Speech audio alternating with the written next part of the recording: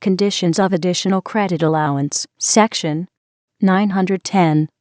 A taxpayer shall be allowed the additional credit under Section 909 with respect to his contribution rate under a state law being lower for any taxable year than that of another employer subject to such law, only if the board finds that under such law, 1. Such lower rate, with respect to contributions, to a pooled fund, is permitted on the basis of not less than 3 years of compensation experience. 2. Such lower rate, with respect to contributions, to a guaranteed employment account, is permitted only when his guarantee of employment was fulfilled in the preceding calendar year, and such guaranteed employment account amounts to not less than 7% of the total wages payable by him, in accordance with such guarantee, with respect to employment in such state, in the preceding calendar year. 3. Such lower rate, with respect to contributions, to a separate reserve account, is permitted only when a. Compensation has been payable from such account throughout the preceding calendar year, and b.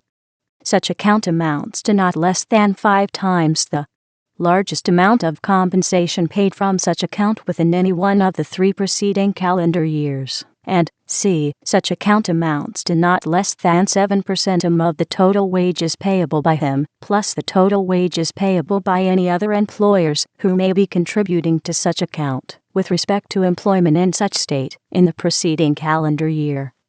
B. Such additional credit shall be reduced, if any contributions under such law are made by such taxpayer at a lower rate under conditions not fulfilling the requirements of subsection A, by the amount bearing the same ratio to such additional credit as the amount of contributions made at such lower rate bears to the total of his contributions paid for such year, under such law.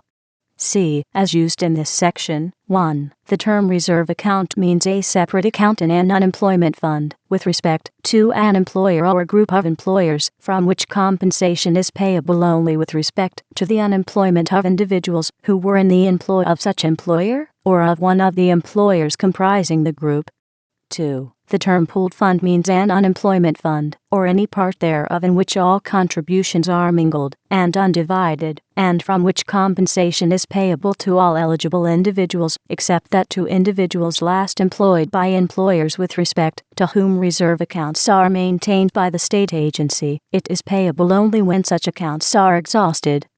3. The term guaranteed employment account means a separate account in an unemployment fund of contributions paid by an employer or group of employers who a. guarantees in advance 30 hours of wages for each of 40 calendar weeks or more, with 1 weekly hour deducted for each added week guaranteed in 12 months, to all the individuals in his employ in one or more distinct establishments, except that any such individual's guarantee may commence after a probationary period included within 12 or less consecutive calendar weeks, and b.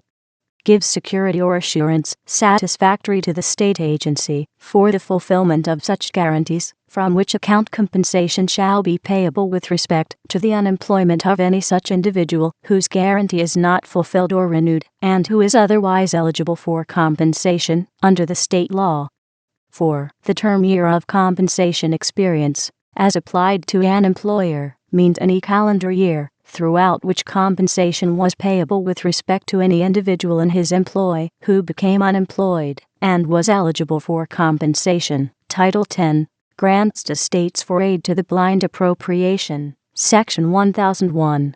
For the purpose of enabling each state to furnish financial assistance, as far as practicable under the conditions in such state, to needy individuals who are blind, there is hereby authorized to be appropriated for the fiscal year ending June 30, 1936, the sum of $3 million, and there is hereby authorized to be appropriated for each fiscal year thereafter a sum sufficient to carry out the purposes of this title.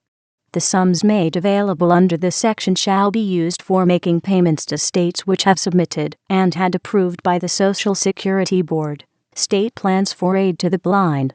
State plans for aid to the blind, Section 1002.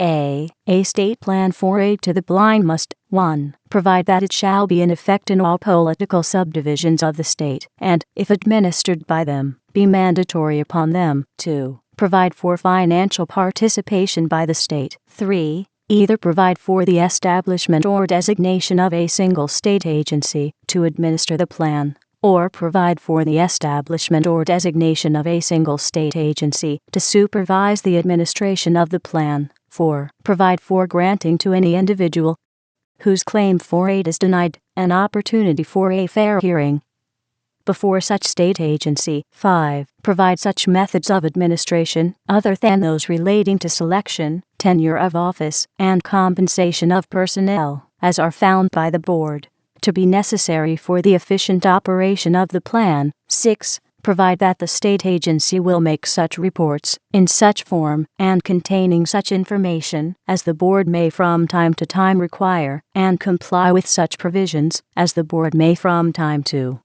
time find necessary to assure the correctness and verification of such reports. And 7. Provide that no aid will be furnished any individual under the plan with respect to any period with respect to which he is receiving old age assistance under the state plan approved under Section 2 of this Act.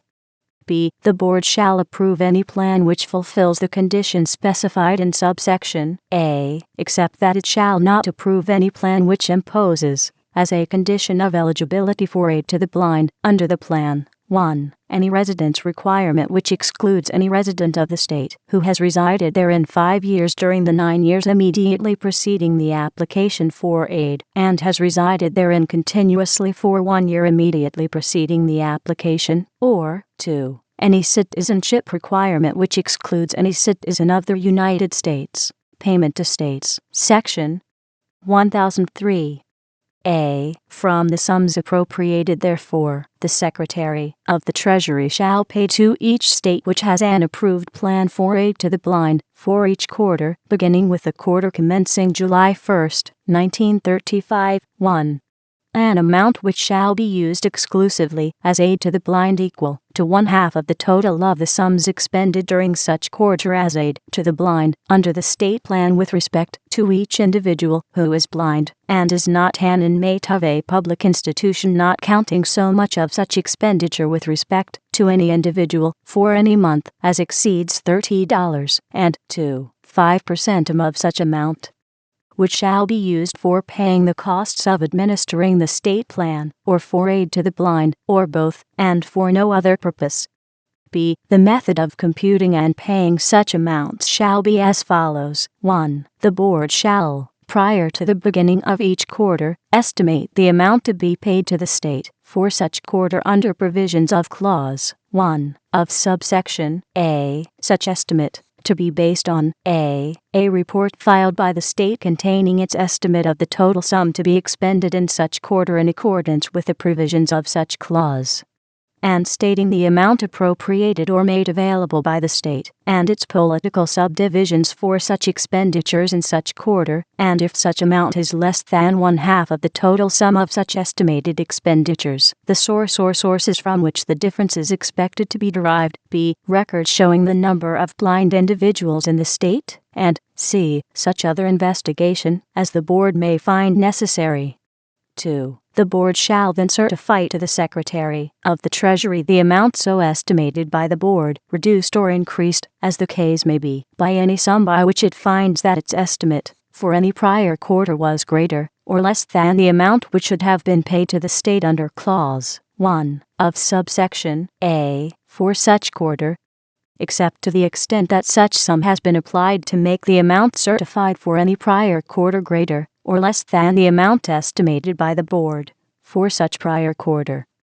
3. The Secretary of the Treasury shall thereupon, through the Division of Disbursement of the Treasury Department, and prior to audit or settlement by the General Accounting Office, pay to the state, at the time or times fixed by the board, the amount so certified, increased by 5% operation of state plans,